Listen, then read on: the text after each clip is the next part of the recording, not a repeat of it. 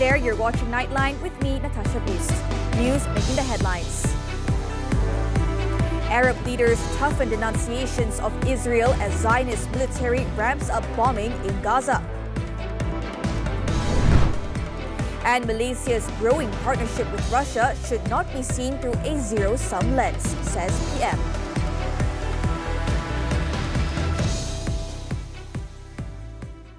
Good morning. We begin Nightline with this story.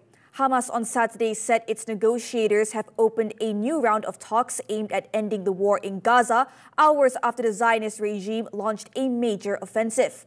An advisor to the head of Hamas said a new round of negotiations had officially begun in Doha on Saturday. There were no preconditions from either side, and all issues were on the table for discussion. This came after the Zionist military said that its troops had been mobilized for Operation Gideon's Chariots to seize strategic areas of Gaza and free hostages. Thousands of Zionist troops, including soldiers and reservists, are expected to enter Gaza as the operation ramps up in the coming days. The Zionist attacks have so far killed around 150 Palestinians and wounded at least 450 in the past 24 hours. Now, Arab leaders at a summit in Baghdad called on Saturday for an immediate end to the war in Gaza, accusing Israel in starker language of trying to drive the Palestinians out of the enclave altogether after it ramped up its bombing campaign. Palestinian President Mahmoud Abbas thanked U.S. President Donald Trump for his efforts in stopping the war and asked for Hamas to relinquish their control over Gaza. Iraqi Prime Minister Mohammad Shia al-Sudani, in the meantime, said that Iraq will work on setting up an Arab fund for the reconstruction of the region, in which Baghdad will pay $20 million for Gaza. Meanwhile, Egyptian President Abdel Fattah al-Sisi condemned what he described as ethnic cleansing in Gaza, while UN Secretary General Antonio Guterres stated that there is no justification for the collective punishment of the Palestinian people. Despite this, Israel has denied the allegations that it is engaging in genocide or ethnic cleansing in Gaza. Plans by Israel to expand ground operations and more. Now, Malaysia's growing partnership with Russia should not be seen through a zero-sum lens. Prime Minister Datuk Seri Anwar Ibrahim stressed that Malaysia remains committed to expanding trade partnerships broadly and independently as part of efforts to protect and promote national economic interests.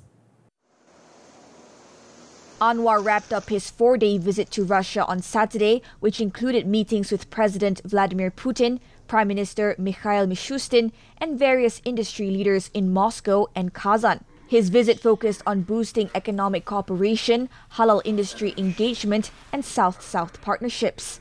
Speaking to reporters during his exit press conference, he said strengthening ties with one country does not come at the expense of others, including the United States.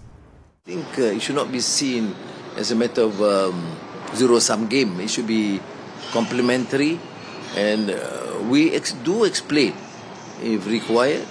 We continue to do so even with the United States, as we have done with the other countries. Anwar pointed out that Malaysia continues to welcome American investments, citing recent discussions between Malaysian agencies and U.S. counterparts. Last week, the MD was there in serious discussions in wanting to expand the activities, and we certainly welcome. Asked whether closer ties with Moscow might affect Malaysia's relations with the West, Anwar said the country would continue to explain its position if needed, while maintaining open and constructive engagement with all partners. At the same press conference, the Prime Minister also reaffirmed Kuala Lumpur's stance to continue pursuing strategic cooperation with Moscow despite facing tariff pressures and unilateral sanctions from Western powers.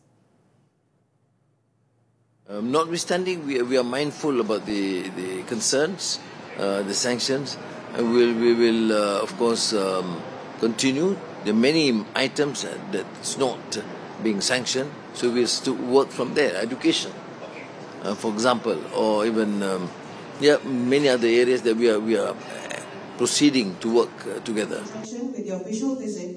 Anwar reiterated Malaysia's position that only sanctions endorsed by multilateral institutions such as the United Nations carry weight in its foreign policy considerations.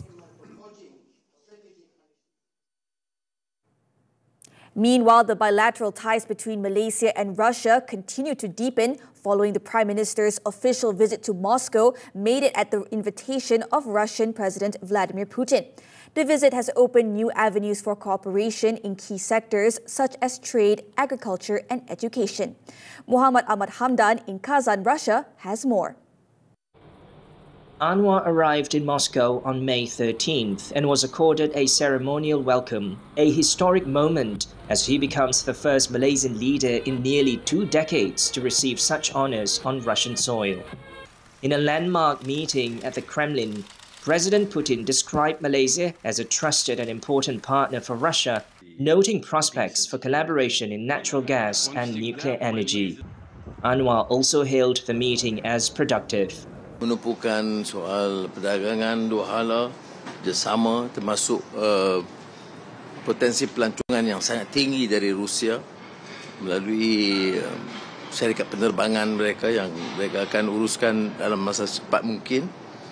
Kemudian dukungan Presiden Putin secara terbuka untuk jaringan halal dan perbankan dan kewangan Islam.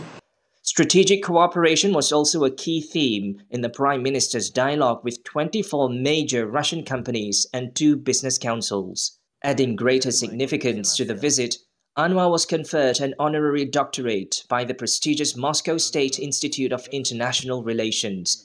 The honor recognizes his contributions to global peace and international cooperation.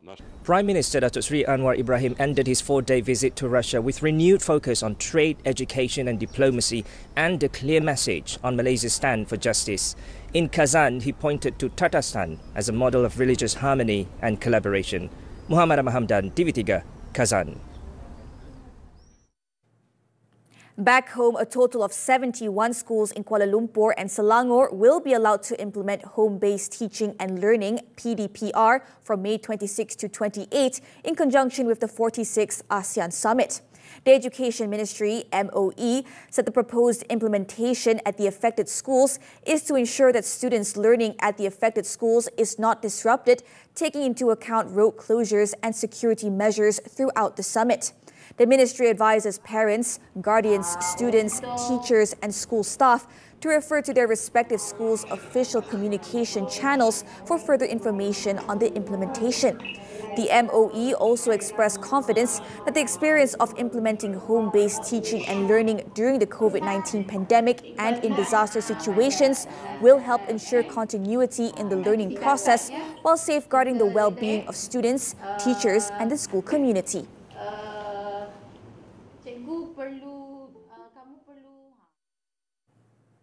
The Civil Aviation Authority of Malaysia, CAAM, has confirmed that no temporary no-fly zone has been declared over the Kuala Lumpur Convention Centre, KLCC airspace in conjunction with the ASEAN Summit.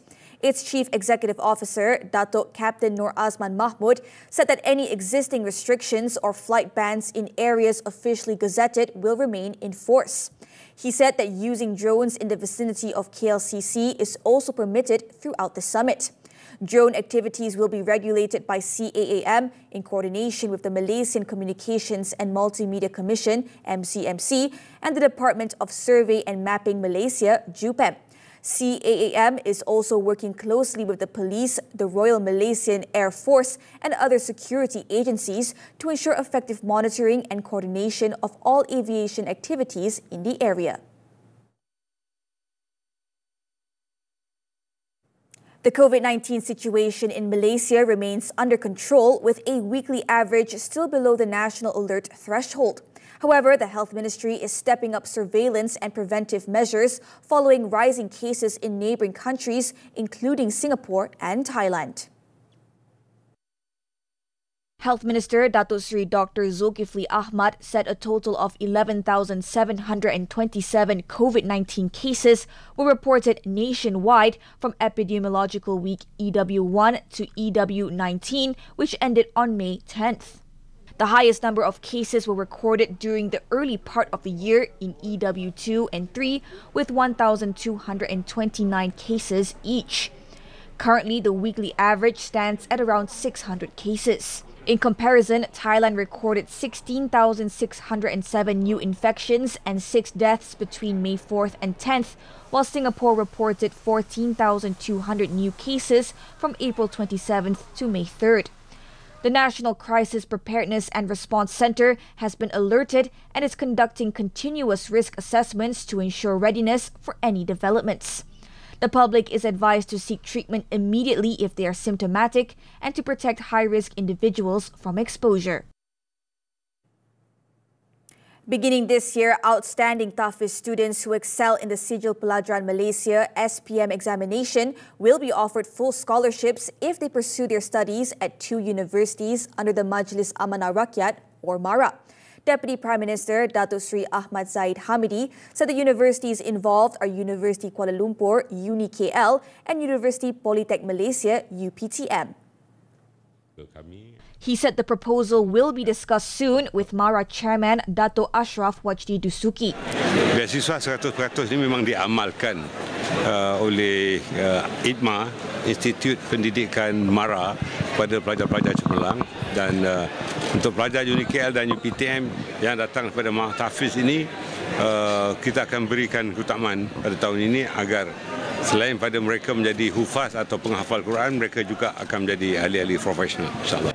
Meanwhile, commenting on preparations for the National Technical and Vocational Education and Training TVET Day 2025, Zahid said this year's event will feature several new elements.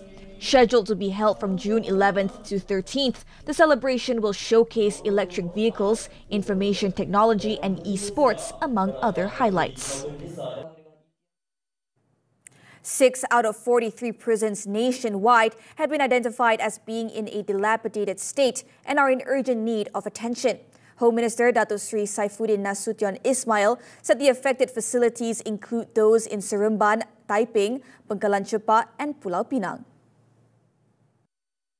Misalnya kemudahan tandas dia, okey, walaupun kecil bilangannya tapi tetap ada, kita kata kan. Misalnya penggunaan tandas curah, tandas itu masih ada lagi. Jadi kita rasa sangat tak manusiawi lah. He was speaking at the 235th Prison Day celebration in Padang Kota Lama, Pulau Pinang. However, he noted that limited funding remains the biggest hurdle in rebuilding outdated facilities. As an alternative, the ministry is exploring the option of privatization through land swaps. The Home Ministry is also considering partnerships with private developers to utilize government-owned land for the construction of new prison complexes.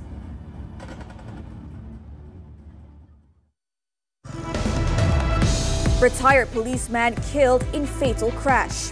This and more from the local front after this breather. On March 12th, we did a full 24-hour audit. Fly FM played 412 songs. Station H, 344. Station M, just 304. That's 20% more songs than H and 36% more than M. Just non-stop music, day and night. Fly FM, more music, less talk, for real. Audit conducted by Evolve Consulting and Training, Sundari and Berhad on March 12th, 2025 from 12 a.m. to 12 a.m. Masalah kesihatan meningkat dengan usia, terutama warga emas. Mana di peringkat awal ada simptom Parkinsonism, di mana ada ketar-ketar, ya.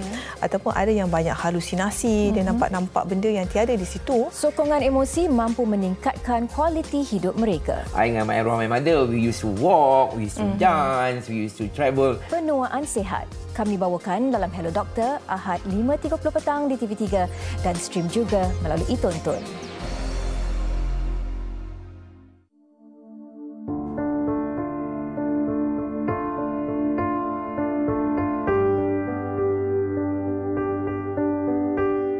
Ada itu yang kak marah dia. Lepas tu bila dia tidur, Akak tengok dah, akak minta maaf lah kat dia. Sebab kata-katanya tu kan, sedih lah. Dia marah, dia tak tahu apa yang tu lah. Akak nak pesan.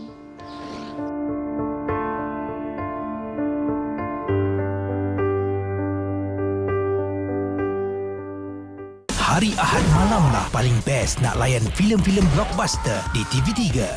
Syeram! Cintan-cintun luar angkasa pun ada. It's gonna be okay. Are you serious? Dead serious. Berdebar tak berdebar ni?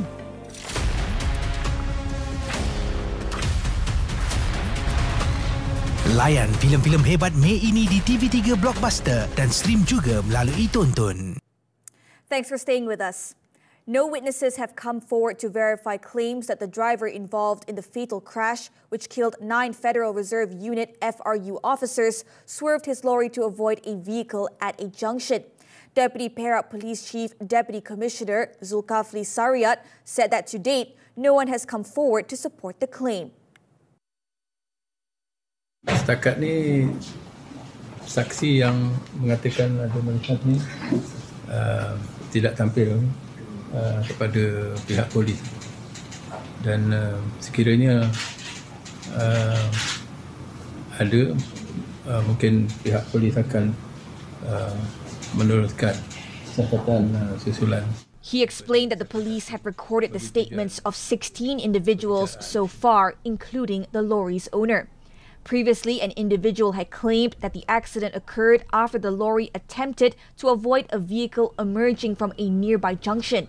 The lorry driver, Rudy Zulkarnain Matradi, claimed trial to 9 counts of reckless or dangerous driving causing death at the Teluk Intan Magistrates Court on Friday. He is accused of driving dangerously along Jalan Sungai Mane in the Hilir Perak district, resulting in the deaths of 9 people at around 9:05 a.m. on May 13th. Rudy will be transferred to Batu Gajah prison until the next case mentioned on June 17th after failing to pay the 6,000 ringgit bail set by the court. Johor police have crippled a drug distribution syndicate in Batu Pahat following the arrest of a man and the seizure of ecstasy and ketamine worth 1.6 million ringgit. The 33-year-old suspect was held in a raid on a house located in Taman Mulia at around 7:45 p.m. on May 7th. Batu Pahat District Police Chief said police seized 9.4 kilograms of ecstasy worth 1.58 million ringgit and 460 grams of ketamine worth 23,000 ringgit. The suspect is believed to have operated alone, using the house as a storage and packaging facility for the drugs. In the operation, police also seized a car and 45,000 ringgit in cash. The suspect tested negative for drugs and did not have a criminal record. The case is being investigated under the Dangerous Drugs Act.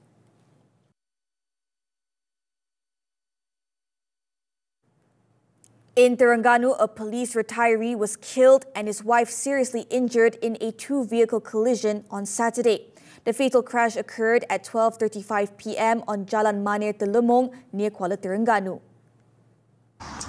Kuala Terengganu Police Chief Assistant Commissioner Azli Muhammad Noor said that the victim, 75-year-old Che Shafi'i Che No, and his wife, 73-year-old Asma Harun, were on their way to Machang in Kelantan. The vehicle they were travelling in is believed to have skidded before entering the opposite lane and colliding with an oncoming vehicle. Che Shafi'i was pronounced dead at the scene by medical personnel after he sustained severe injuries to his head and chest. The driver of the car that was hit, along with 2 other passengers, escaped the crash unharmed. The deceased body was sent to Sultanah Nur Zahira Hospital for post-mortem, where his wife is also being treated. Meanwhile, in Pahang, a cyclist was killed after being hit by a car in a 3-vehicle accident in Rompin on Saturday. The 3:30 a.m. crash also claimed the life of the driver after his vehicle plunged into an irrigation canal. The cyclist and driver of the car were identified as 22-year-old Khairul Azrai Abdul Azim and 28-year-old Muhammad Sharul Hazim Muhammad Sharif. District Police Chief Superintendent Sharif Mondoy said investigations showed that Sharul Hazim was travelling from Johor Bahru to Kuantan when Khairul Azrai suddenly crossed the road on his bicycle, resulting in a collision. The car then struck the cyclist before veering off and landing in a canal by the roadside. During the incident, a 36-year-old female motorcyclist riding in the opposite lane hit debris strewn across the road, causing her to lose control of her motorcycle before falling off.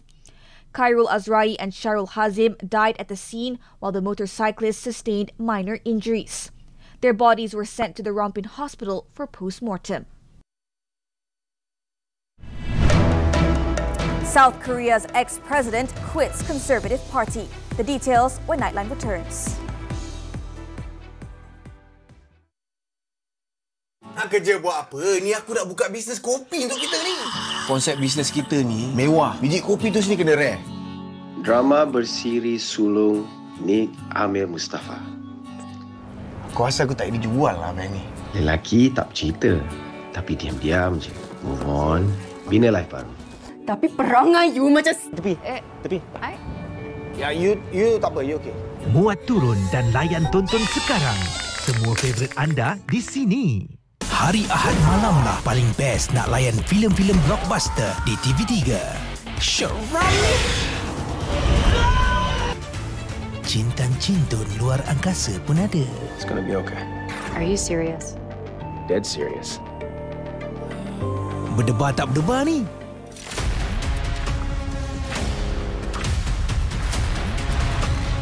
Layan filem-filem hebat Mei ini di TV3 Blockbuster dan stream juga melalui Tonton. Hai kawan-kawan, kawan-kawan pernah tak rasa tak selesa bila ada orang cuba sentuh badan kita? Kawan-kawan ingat tahu badan kita ni milik kita. Kalau ada orang sentuh tapi izin, korang cakap tidak. Lepas tu korang bagi tahu ibu bapa ataupun cikgu ataupun kakak dan abang, okey? Betul tu. Ingat, tak ada orang yang boleh buat kita rasa takut dan tak selesa. Kita berhak rasa selamat dan dilindungi.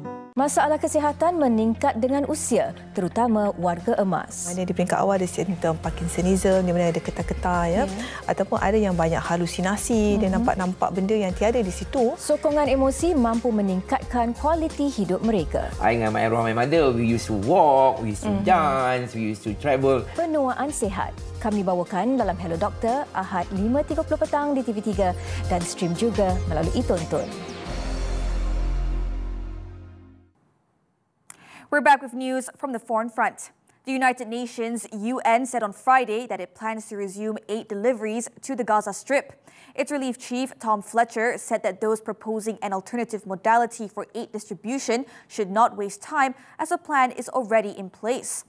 Fletcher stated that the aid plan is based on core humanitarian principles and is supported by a coalition of donors and the international community. He also emphasized that the plan is ready for immediate implementation and that 160,000 pallets of relief are prepared to enter Gaza. Earlier, U.S. President Donald Trump's administration was reportedly considering a plan to permanently relocate up to 1 million Palestinians from the Gaza Strip to Libya. According to White House sources on Friday, the plan had been discussed with Libya's leadership and is being seriously considered. In exchange, the Trump administration would release billions of dollars of funds to Libya that the U.S. froze more than a decade ago. The sources, however, stated that no final agreement has been reached and that Israel has been kept informed of the administration's discussions. This followed a proposal by Trump on Thursday where he suggested that the U.S. assume control of Gaza and turn it into a so-called freedom zone. South Korea's ousted former president Yoon Suk-yeol said on Saturday that he is leaving the Conservative People Power Party, PPP.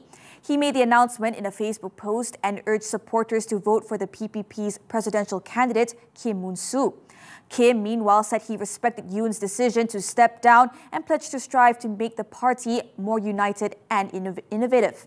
The announcement comes as Kim is badly trailing Liberal Democratic Party candidate Lee Jae-myung in the polls before the June 3rd snap election. According to a Gallup Korea poll released on Friday, approximately 29% of respondents supported Kim, while 51% backed frontrunner Lee. In the United States, at least 21 people have died after tornadoes caused by severe storms swept through the states of Missouri and Kentucky. Kentucky governor on Saturday said that at least 14 people died in Friday night storms. Authorities in Kentucky also reported severe injuries after a tornado struck Laurel County. At least 7 others were killed in Missouri as authorities launched a search for people trapped in buildings. The storms are part of a severe weather system that has also spawned tornadoes in Wisconsin, leaving thousands of people without power in the Great Lakes region. Okay, great.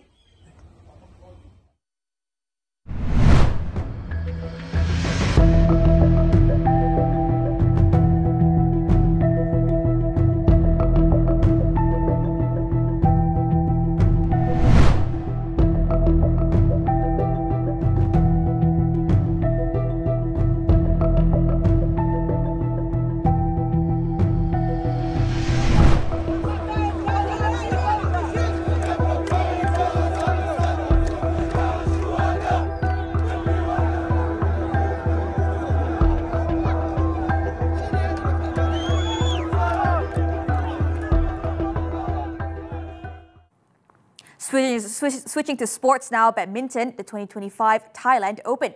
A stellar day for Malaysians as both of our national pairs in the men's and women's doubles cruised into the final of the Super 500 tournament on Saturday, raising hopes of a title in Bangkok.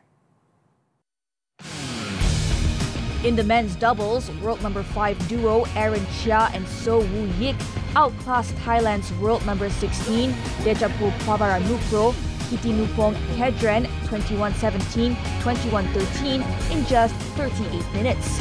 The duo are now just one win away from clinching their first ever back-to-back World Tour titles, having lifted the Badminton Asia Championships crown in China in March. Awaiting them in Sunday's final will be Denmark's William Krieger Bo, Christian Faust Kiev.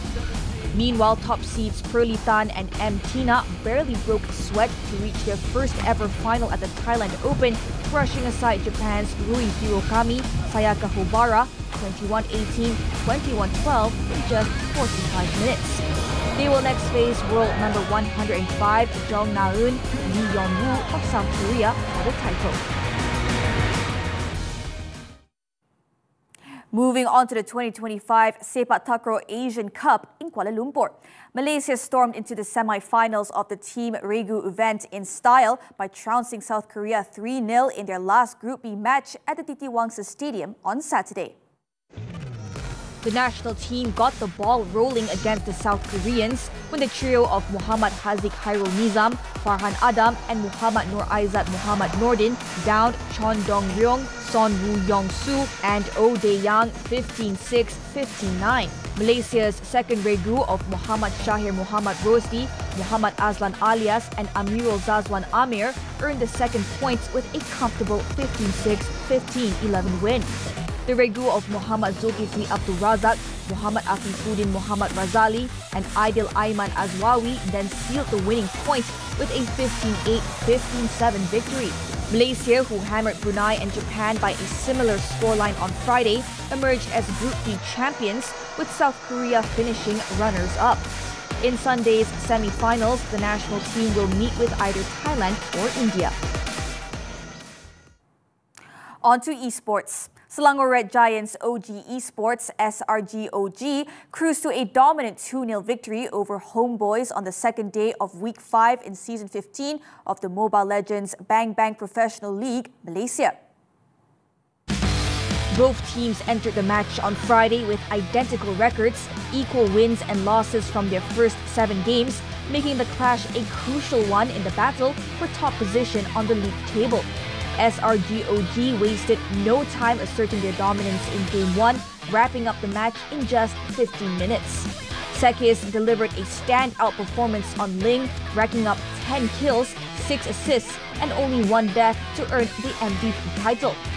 Their momentum continued into Game 2, where SRG-OG maintained a commanding goal lead, leaving Homeboys struggling to gain any foothold in team fights. After 16 minutes of relentless pressure, SRGOG sealed the series with a clean 2-0 sweep, an emphatic victory that firmly cemented their position at the top of the standings. SRGOG will face Ocean Black in the final week of the season, while homeboys must regroup quickly as they prepare to take on Monster Vicious before the playoffs begin.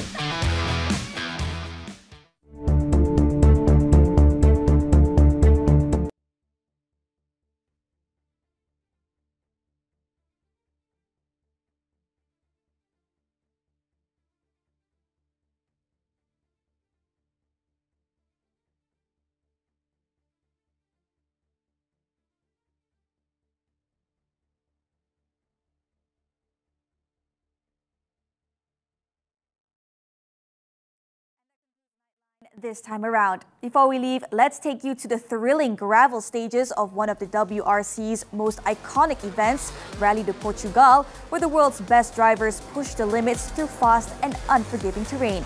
With that, I'm Natasha. Thank you for watching and enjoy the rest of your weekend.